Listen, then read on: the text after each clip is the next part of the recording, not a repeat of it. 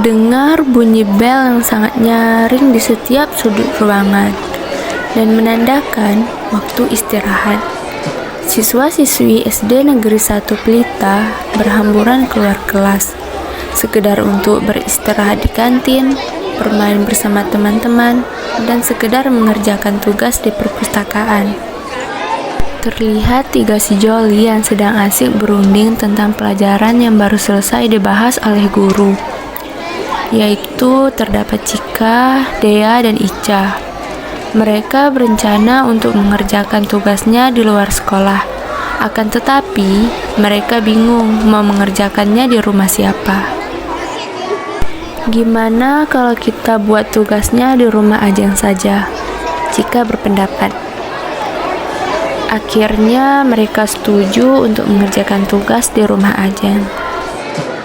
3 anak yang bersahabat, yaitu Ica, Cika, dan Dea. Sebenarnya ada satu lagi, tapi dikarenakan kelas mereka berbeda, namun tidak membuat persahabatan mereka renggang. Jika waktu di sekolah mereka tidak bisa bersama, mereka pasti mencuri-curi waktu di luar jam sekolah hanya untuk sekedar berbincang dan bermain bersama. Mereka bersahabat mulai dari kelas 1 dan tidak terasa persahabatan mereka sudah sampai sekarang.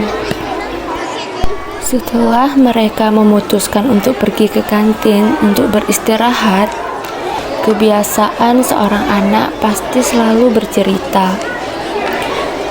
Tiba-tiba, di sela percakapan mereka, terasa getaran dari handphone berwarna ungu milik Ica yang berada di dalam saku roknya. Segera Ica mengeluarkan. Terlihat pesan singkat masuk dari Ajeng. Gue gak bisa pulang bareng kalian, sekaligus belajar bareng kalian. Ada acara mendadak di rumah Apri. Setelah melihat hal itu, Cika merasa kecewa dengan Ajeng. Cika beranggapan bahwa Ajeng selalu mementingkan urusannya bersama Apri dibandingkan urusannya dengan mereka. Suasana di luar pun menjadi hening ketika jam masuk kelas dimulai. Siswa-siswi dengan khidmat mendengarkan penjelasan dari guru dan mengerjakan tugas yang harus dikerjakan. Tetapi, ada juga kelas yang tidak diisi oleh guru. Alhasil, mereka free, damai tanpa belajar. Kelas bahkan gemuruh dibuatnya. Akhirnya, jam yang ditunggu-tunggu pun telah tiba, yaitu jam di mana waktunya pulang sekolah. Terdapati Dea, Cika, dan Ica yang bersama-sama berjalan menuju tempat parkir sekolah. Namun, di saat mereka sampai di tempat parkir, terlihat Ajeng yang sedang mengeluarkan sepeda motor miliknya. "Ajeng!" teriak Ica. Sontak Ajeng pun menoleh ke arah di mana suara teriakan memanggil namanya itu. "Hei kalian!" sahut Ajeng dengan wajah berseri-seri. Cika hanya diam, sementara Dea dan Ica membalas dengan sebuah senyuman. Lalu mereka mendekati Ajeng. Ajeng meminta maaf kepada Cika bahwa dia tidak bisa pergi mengerjakan tugas bersama mereka. Mendengar hal itu, Cika pun marah kepada Ajeng. Dia mengira bahwa Ajeng selalu mementingkan untuk pergi bersama Apri. Hari mulai gelap, angin berhembus dengan kencang. Cuaca dingin menyelimuti kota, kesunyian terasa sangat menyentuh. Bulan yang begitu indah membulat, cahayanya yang menyinari malam hari. Pernak-pernik bintang melilingi cahaya bulan, dengan indahnya menghiasi malam. Tapi cuaca tidak mendukung suasana dalam rumah. Terdapat Ica, Cika, Dea, dan Ajeng sedang berkumpul bersama. Ternyata sudah direncanakan sebelumnya oleh Ajeng melalui pesan singkat yang ia kirim.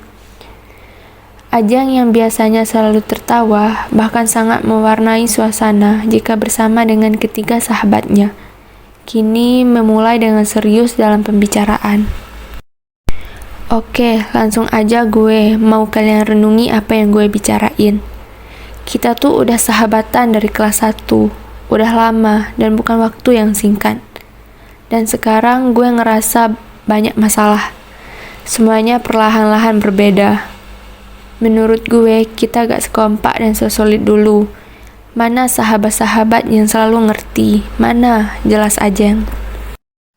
Loh, bukannya kamu Jeng yang selalu ngilang dan susah buat diajak bareng.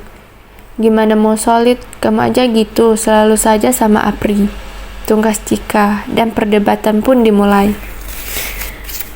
Mendengar perkataan Cika tersebut, para sahabatnya pun menganggap bahwa Cika adalah orang yang egois. Dia selalu melarang sahabat-sahabatnya untuk berteman dengan orang lain. Setelah mereka berbicara dan perdebatan yang cukup lama, dan akhirnya pun Cika sadar bahwa sahabatnya bebas untuk berteman maupun bertemu dengan siapapun. Dan akhirnya konflik atau permasalahan ini pun selesai. Dan persahabatan mereka pun tetap lanjut sampai kapanpun. Pesan dari cerpen ini adalah sifat seseorang sulit untuk dirubah, tidak akan pernah hilang, kecuali orang itu sendirilah yang mau berusaha merubah sifatnya sendiri. Keegoisan seseorang memang sulit dihilangkan, tapi mudah untuk dikendalikan. Dan seberat apapun masalah yang terjadi dalam sebuah persahabatan, jika dengan sifat bijaknya mengatasi permasalahan, pasti akan menemukan titik terang dalam permasalahan tersebut.